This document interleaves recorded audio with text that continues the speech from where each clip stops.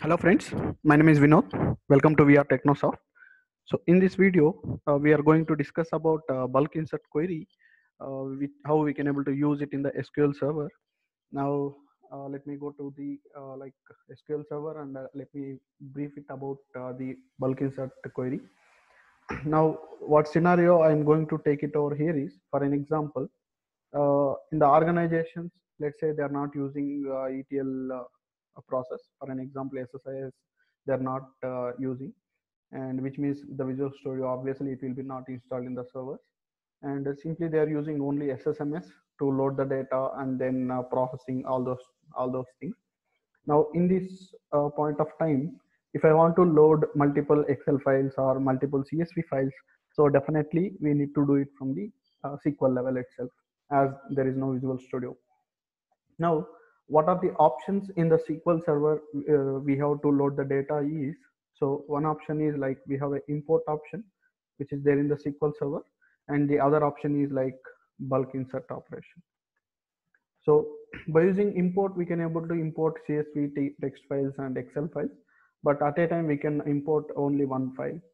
And if I want to load multiple files, definitely we should go for bulk insert query, and we can able to load multiple Excel files or CSV files into the destination table. So now what I will do is I'll just take one particular file, any CSV files or any text files, and I'll try to load it. Then after I'll show you how to load multiple files, and for that we need to use the dynamic SQL as well. So let's start off with a single file. So I just created 3 files here. Let me show you. So simple files I took it over here, like name then date, and in the other files also the structure remains same, name and date, but the data is different. There are 3 files I have taken. So whenever you're loading multiple files and we are loading into one particular table, so definitely we should be able to keep the same structure. And for an example, if the table structures are different, for an example, the files data is different and the table names are different, so then we have to dynamically load the data from each and every file to each and every table. So this is how we can able to process. So as of now I took the same structure, otherwise we can also take a different structure as well. So let me go with different structure, and I'll make it dynamic for file as well as the table as well. So for an example, I have one more column here. I'll take it as let's say is active something. Now each file I need to load it into different destinations. So here I'll mention some values. So comma 0. So I just took some junk data here. It's not a real-time data. And in the first file I do have 2 columns, but in the second file I do have 3 columns. Now the structures are different between these 2 files. Now I need to load this particular data, this particular file into one particular table, and this is into another file and another table, and this one into the third table. So here I'll just make only one column for an example, that to name column, and it has to go to into a different destination table. So everything should be dynamic here. First I'll show you how to load only one file, then after we'll go for multiple files with multiple tables. That can be done only by using the dynamic SQL, because dynamically we have to pass the file name as well as the table name. So that's the reason we need to use the dynamic SQL. So let me process this particular file, one particular file. So let's say it has 2 columns, and then we can go for multiple files processing. Now what exactly we need to do is we need to write a bulk insert query to load the data into a particular destination table. And before writing, we need to create a table for that. For an example, we can take any temporary table or physical table, so as our wish. So let me put table 1, and the column names we have 2 here. So name is varchar of 100, and this is the date, and date I'll also read it into varchar data type for an example, and only 2 columns. This is the table 1 structure, and let me create it. This is my destination table. So my source is CSV file. Now let me write the bulk insert query here. bulk insert, and wherever you need to insert, basically like the destination table name, you need to put it over here, and then after we need to write from which path we need to read that particular file. So the path is, I have kept this file in the C folder, and the file which we need to load it over here is, so let me select the files. Okay, let me go back, and then let me select the file.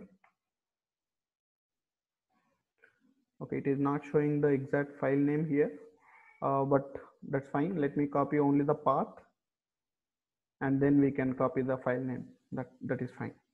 And slash, let's copy the file name from this particular path, and I'm loading this particular file only, name and date, and take down this file name along with the extension.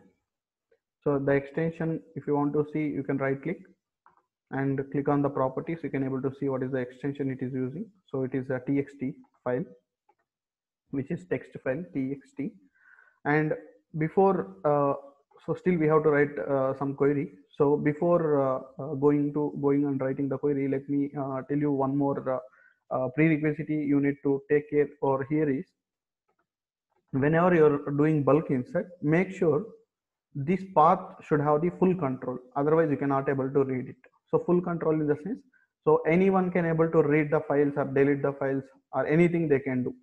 So that is the full control we need to provide on top of this particular source file location.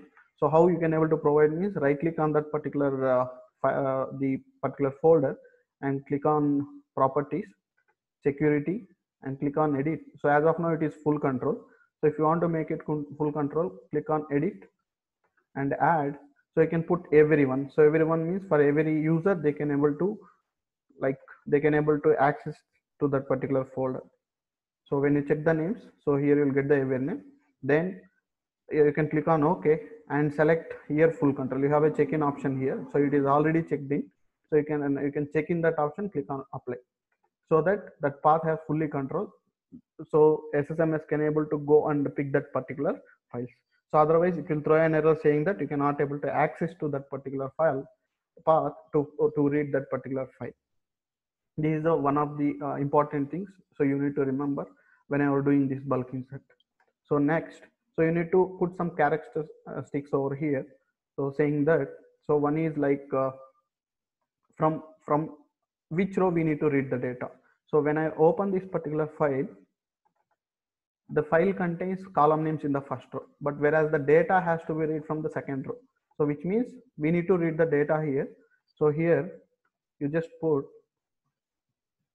first row, from where you need to read means from the second row onwards, correct?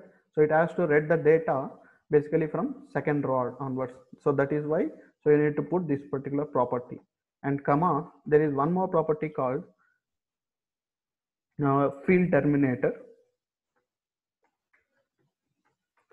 So field terminator is nothing but, as this is the text file and each and every value is separated with comma, so the separator here is each column or each field or each value is separated with a comma.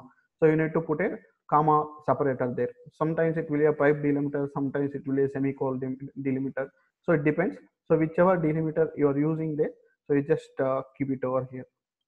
Now again comma, there is one more property which we need to keep it. So that is file terminator, sorry, row terminator.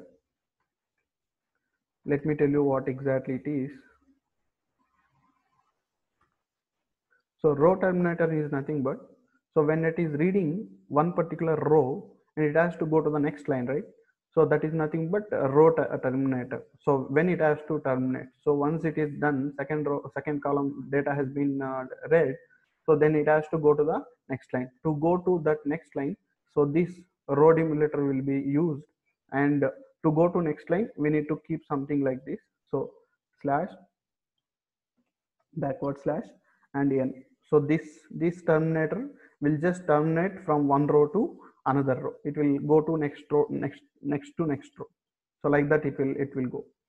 So these are the these are the properties which you need to set up whenever you are load the data by using bulk insert operation. So let me see.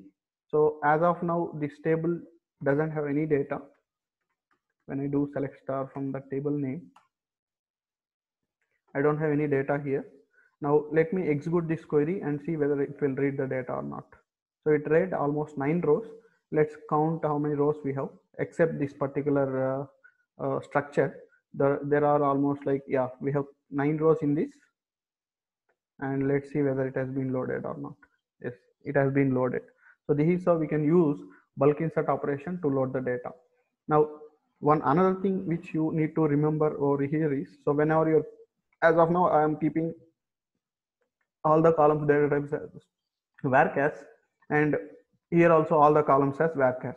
Now sometimes if you are keeping in the table kind of integer float, okay, so you don't need to worry. Obviously it will take, if it is matching exactly with the destination table, the source data type, it can able to read it. If it is different, then it will throw an error. So make sure whatever you're keeping in the destination, whatever you are having the data type in the source, so the same data type should be present in your table 1. So this is the one thing you need to remember before loading the data from these text files or excels into table. Now our next requirement is like we need to load multiple files with multiple tables. So as of now we have created one table. Let me also delete the data from that. Now I'll go and just create another table. So we have one more table with the 3 columns here. So let me create table. So table 2, I'll just keep it, and my table 2 structure, I'll just make it as, for an example, my file is like contains 3 columns, right? So I'll put name as varchar of 100, comma, and then we have a date. Let me put varchar again, and we have is active column as well. So for is active also, I'll just mention it as varchar of, let's say 1 or 10, whatever it is. The length can be anything. And for third table, we do have only one column. So there are 3 different tables which we need to load from 3 different files. So let me create 3 tables here. Now we need to load the data from multiple CSVs or multiple text files into multiple destinations. Okay, so for bulk insert, we cannot put all these 3 files at a time, and all the 3 table names also we cannot able to provide it. So what we can do is we can pass the source file name under the respective table name through a variable one by one. Then we can load a particular table information. So, and we can able to do this by using a while loop. Now first what I will do is I'll create one more table name table. So maybe I'll just keep file info, so which contains file name and my table name, respective table name, which means from which file we need to read, to which table we have to load. Source file name, basically the path, everything, then the table name wherever you need to load. So these are the 2 things you need to keep it in a one particular table, so that we can able to dump it easily. And let me also put an integer column with identity of 1 comma 1. So this particular column is using to loop one file by file and table by table, and we can able to load it. So I just made it as identity as integer. Yeah, now let me also insert the data into this table. Okay, because we cannot right now in this particular video, we are not going to get the file name directly from the location, but we are hard coding all the file names and the table names in a particular table. From there we are going to retrieve it. So insert into my table name and values. So we need to put all the file names with respective table names. So this is the one particular file which we have. Let me keep it over here. And this table, in this particular file information, has to go under table 1. Let me hard code the table name here, table 1, and This is first row, and also I'll just copy this and let me insert into other let me insert other file locations as well. So the next file will be, let's say, the second one, 457, and which has to go to table 2. Table 2 contain 3 columns here, and let me keep that here. So I think we need to keep only the file name, and the table 2 we have to load, and next thing will be table 3. So obviously my file name is getting incremented with 1, so it will be, let's say, so it is the first file, and which contains only one column. Okay, so we'll just keep 456 is the file name here, and everything remains same. So let's insert this information. Now when I do select star from my file info, I do have the file information, source file information, and then the destination table name. So this is how it will be, totally 3 files. So later on, if you want to load multiple files again, the different files with a different table name, you just go and keep your file name, source file name, the path along with the destination table name. Simply you can run that particular bulk insert query. It will get load each and everything into the respective tables. So it's completely kind of a dynamic. Now let's see how we can able to write a dynamic SQL here. Let me declare a one particular variable to keep my entire bulk insert query in a particular variable to run the dynamic SQL. So I'll just keep it as varchar of 100. So those who are watching this particular video, at least they should have minimal knowledge on top of the dynamic SQL, so that they can able to easily grasp this concept. Now also we need to run a while loop condition here. So first I'll take out the id one, and then file name, and then table name information. I'll pass it to my bulk insert query. So what I will do is, to store this file name and the table name and this id also, I'll just create I'll just declare multiple variables here. So for an example, at the rate of minimum, because we need to load multiple 3 files, right?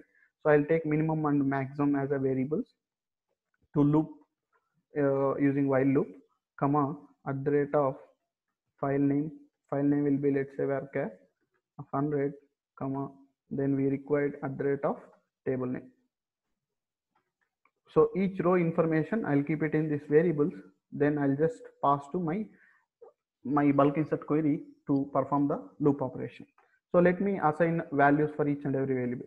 For an example, for minimum, I'll set a value, set at the rate of minimum equals to select min of id from my file info table, so that it will select the first row and it will keep it over here. And in the similar way, I'll just set a value for my maximum, which means how many files we have to load. That maximum number I'll take, and I'll assign to a one more variable called at the rate of max. And then after, by using this particular minimum id, so minimum id is, as of now, it is 1, right? So by using this minimum id, I'll get the respective file name and respective table name, and I'll store it in these variables, file name and table variable. So let's put a set statement here, or we can able to put the select also, equals to, so select my file name from file info table. So we have to retrieve the first row, right? So where id equals to, dynamically we have to put it, because every time we have to we are going to increase the minimum value, so it will fetch first time this particular first row, then second row, then third row, like that. So that's why I'm keeping here at the rate of minimum. So now again we have to set one more variable. We have to retrieve the table name information into this at the rate of table variable, at the rate of variable. Now I'll just simply copy this and keep my table name over here.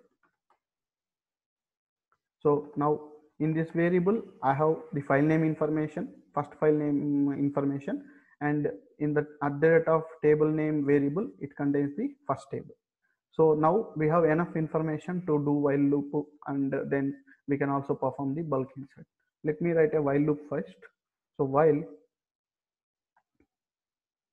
let me align the code. So while at the rate of max is greater than or equals to at the rate of minimum.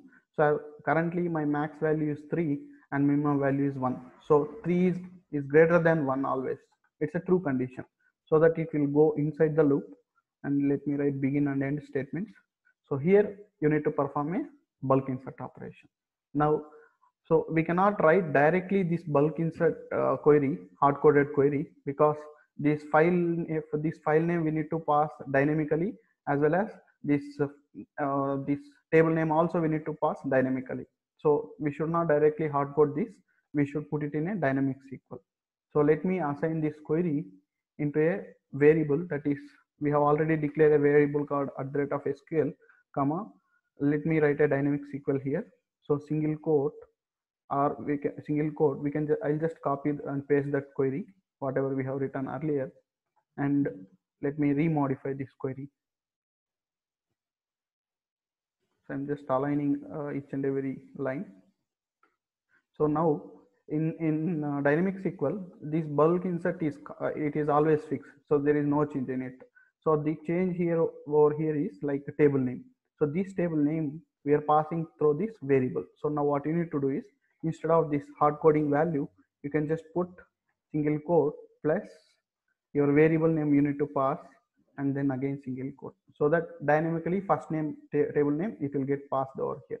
Now if you observe this particular table, when you're keeping a table name, so you no need to put any single quotes, correct?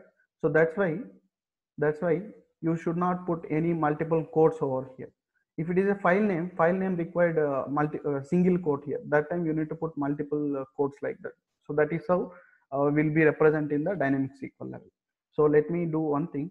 Now this path is hard coded. Now I will get this path from this particular variable.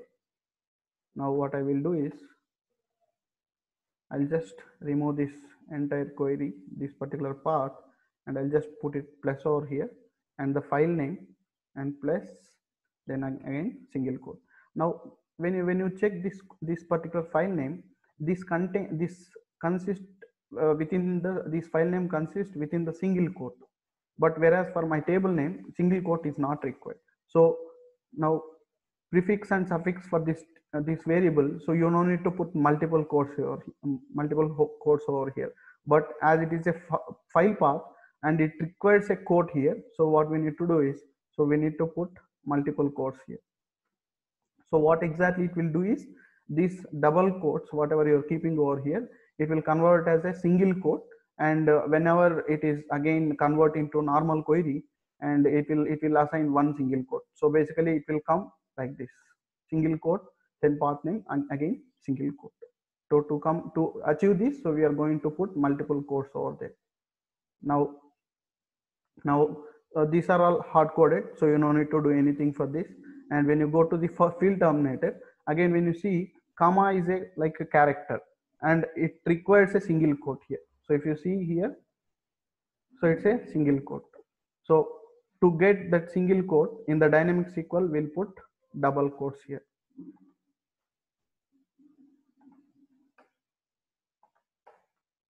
So like this. So if it is a path, so you need to put double quotes. So if it is a single character, so single quote is enough for this. So let me put quote here and here. And if something goes wrong, yeah, we can obviously we can able to print this variable and we can able to check it. People definitely they will confuse whenever keeping this. They will, whenever they're keeping this particular single quotes and all. Definitely they will get confused. So to make it properly, you just print this at the rate of SQL variable, and whatever query we have written over here, it will just print and it will show you what exactly it has been passed and it has been coming in the output, so that we can able to rectify this query. As of now, I'm not executing this. I'll just print it and we'll see then whether it is coming properly or not. So if it is coming properly, then we can able to re-execute it. Now this is for the first file. Now we need to go and do for the second file also, right? So now what I will do is, I'll just increment the value for at the rate of minimum. So set at the rate of minimum equals to at the rate of minimum plus 1. So now my minimum value is doubled. Basically 1 plus 1, it become as 2. So which means, so in this particular file info table, so we have the second row information. We need to get it and store it in this variable. It is already containing the first file information. Now, as my minimum value is getting doubled, again we need to change these values into this variable. So again what you need to do is you need to set values for these variables by using the minimum value. Now as there is a 2 over here, if let me put the hard coded value and show you what exactly it will return. Now if I execute this query, so it is taking the second table name, and also it is taking the second source file name. So like that, dynamically it will read the files. Now here I'll just mention it as a dynamic value through a variable. Now it will read the second file, and it will again check. In the maximum value is 3, minimum value is 2. It's a true condition because 3 is greater than 2. It will come into the loop, and in the variable already we have override the previous values, and it has the second row information, second file information, and second table, and it will get passed to my bulk insert, and the data will get loaded into respective table. And in the similar way for third file also it will happen. And in the fourth row, what will happen means, so it will just check the condition 3 greater than or equals to 4. So it's a false condition because 4 is greater than 3. So what it will do is it will come out of the loop and the loop will get ended. Yeah. So this is how we can write a dynamic SQL. Now I'm not executing this query as of now. I'm just printing and will make sure whether it will give a proper result set or not. And if not, we'll rewrite the query. So I'm just executing the whole query now, whatever we have written till now. So you just see whether we are getting a proper query or not. I'll just copy into my SQL server, and maybe into next session I'll just take it and see. So here bulk insert table name. So from table name, so with varchar 2, and here it is, okay, here it is not taking the full terminator, full character, so it is not taking. So let's see what exactly went wrong here. So we can able to debug this particular query. So why? Because see here we had mentioned it as a varchar of 100. So till here maybe so it is taking so the 100 length is not sufficient to store the entire query. So that's why generally we will mention it as a max for @ of SQL. So whenever we are storing a particular dynamic query, so we'll just mention it as a max, because how much data it will store we doesn't know. We'll just simply keep varchar of max so that it can allow up to 2 GB data. And let's see now whether it is storing the proper data, proper query or not. Yeah, now if you see, it has been stored proper query. Now let's copy and see it is exactly looks like this query which we have written earlier, same path, and then terminator, it has to read the data from second row, and this is the single quote and then /n for row terminator. And when you see for the second file, see dynamically it has been changed. Here the change over here is only the table name, then file name, and everything remains same. So in the why we are going for a dynamic SQL means, so if for a query, if I need to pass something, a table name or a file name or destination table name, source table name as a dynamic, we'll go for dynamic SQL. So we can pass through a variables here. And let me check for another, the third file as well, because just we are printing, just make sure that the query is getting populated properly. Yeah, so this is the third table, and third table data will get read from the 456. So now whatever we printed, it is proper, right? So now you can go and execute it. So to execute a SQL dynamic SQL query, what you need to do is we can simply write exec command, in brackets you can put this @ of SQL.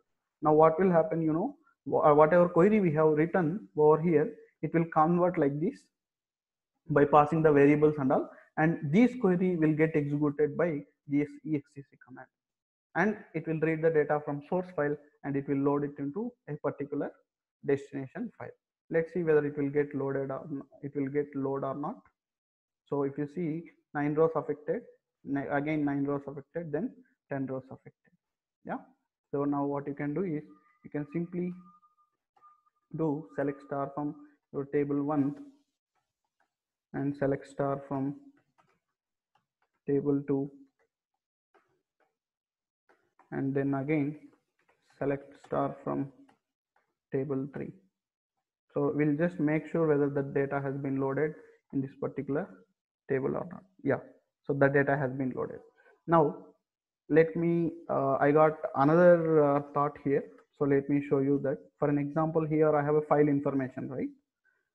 Now I want to again add a one more column here to store how many rows has been inserted from this particular table or from this particular file. So for that I'll just add a one more column. So alter table, so my file info, and then I'll add one more column, maybe loaded rows, something like this. I'll just keep the new column name, and I'll mention it as a integer data type. Now initially it will be empty, right? Let me truncate the table again, all the tables, truncate table, table name, and we'll just remove the data. Now you have to again just modify a small amount, a small piece of code here. So now what you need to do is, after executing, so we can able to get how many rows has been inserted into that particular table by using row count at the rate of row count variable, so which is there in the SQL Server. So that row count information I'll try to update in this particular table. So I'll just write a simple update statement, update my table, my file name, my table name, and set so loaded rows, this is my new column name, equals to, so I'll just get it from row count, at the rate of row count. It's a global variable, so whenever something will get inserted here, by using this row count information we can get the count of rows here. So that count I'll get update over here, and if you simply keep like this, the same row count will get updated for all the tables. It's not like that, it should update for a particular file, right, particular row.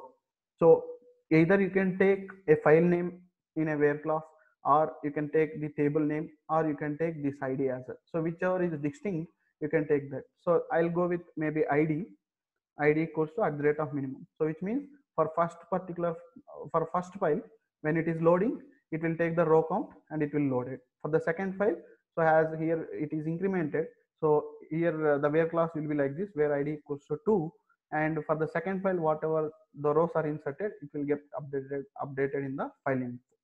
So just see, I'm executing the query again. Already we have truncated the table. So now it is showing 9 rows affected, and 1 row affected is for the update statement. So let's see whether it has been updated or not. Yes, if you see 9, 9, 10 has been updated in this particular table, so that we can simply, instead of going and writing count star in that particular table, so simply we can query this file info table, where you can see how many rows has been loaded. If it is a null rows, yeah, obviously there is some error, and you have to go and debug it.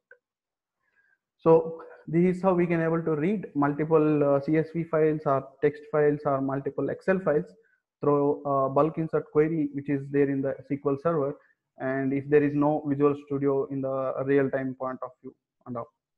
So thank you for watching my video, and stay tuned for more videos.